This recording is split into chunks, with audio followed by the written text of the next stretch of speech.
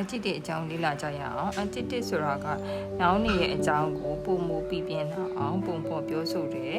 work ကို adjective လို့ခေါ်တာဖြစ်တယ် adjective တွေဒီ sentence ရဲ့ဘယ်နေရာမှာရှိတယ်ဆိုလို့ရှိရင် noun ရဲ့အရှိမှာရှိနိုင်တယ်ဒါမှမဟုတ် noun ရဲ့အနောက်မှာရှိနိုင်တယ်ဒါမှမဟုတ်လို့ရှိရင် sentence ရဲ့နောက်ဆုံးနာမှာရှိနိုင်တာဖြစ်ပါတယ်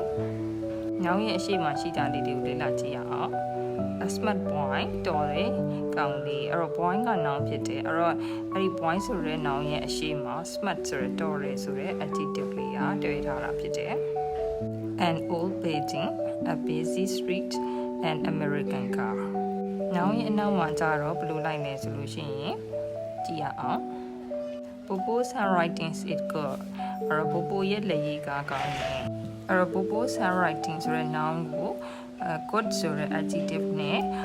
ရေးချင်းကိုဖော်ပြထားတာဖြစ်တယ်အဲ့တော့ adjective ဒီ noun ရဲ့အကြောင်းပြောတဲ့အခါမှာ verb to be နဲ့များတော့အဖြစ်တွေ့လို့ရှိပါတယ် Susu is beautiful all the players are very tall Mama is quiet today Mama ဒီနေ့တိတ်ဆိတ်နေတယ်အဲ့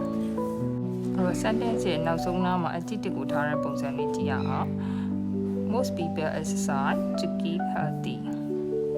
most people ဆိုတဲ့ noun ရဲ့စရိုက်တဘာဝကိုနောက်ဆုံးမှာပေါ်ပြထားတယ် healthy နဲ့ပေါ်ပြထားတာဖြစ်တယ်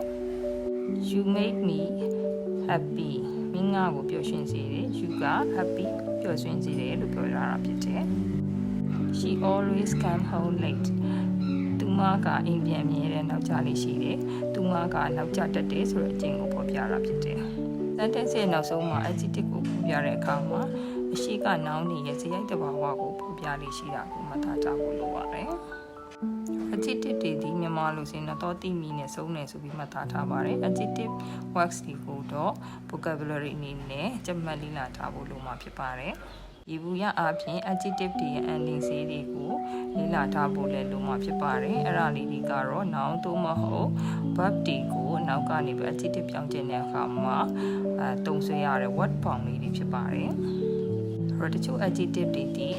စာလုံးရဲ့အနောက်မှာ ful နဲ့ဆုံးတယ်တချို့ဒီ les နဲ့ဆုံးလို့ရှိပါတယ်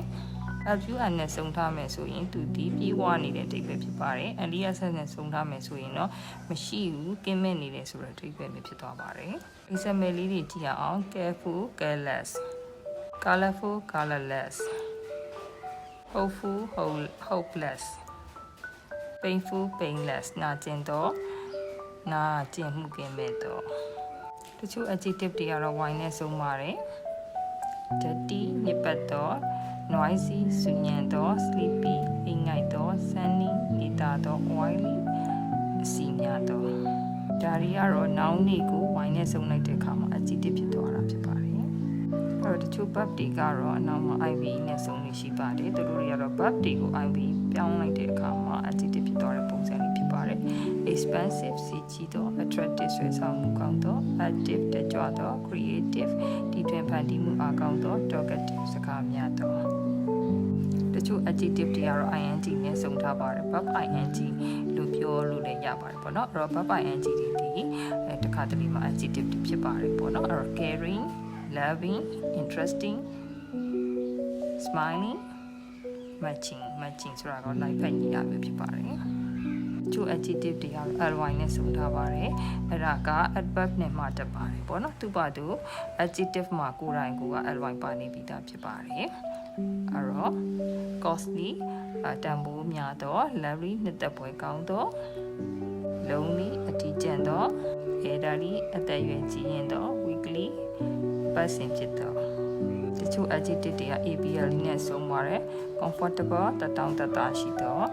တချို့က al နဲ့ဆုံးပါတယ် musical ဂီတနဲ့ဆိုင်တော့တချို့က en နဲ့ဆုံးပါတယ် broken ကျိုးပဲ့နေတော့ verb 3တွေလည်းပြောလို့ရပါ verb 3လို့ပြောရင်လည်းရပါတယ် verb 3တွေဒီလေဒီကလေးမှာ adjective ဖြစ်ပါတယ်တချို့က ibl နဲ့ဆုံးပါတယ်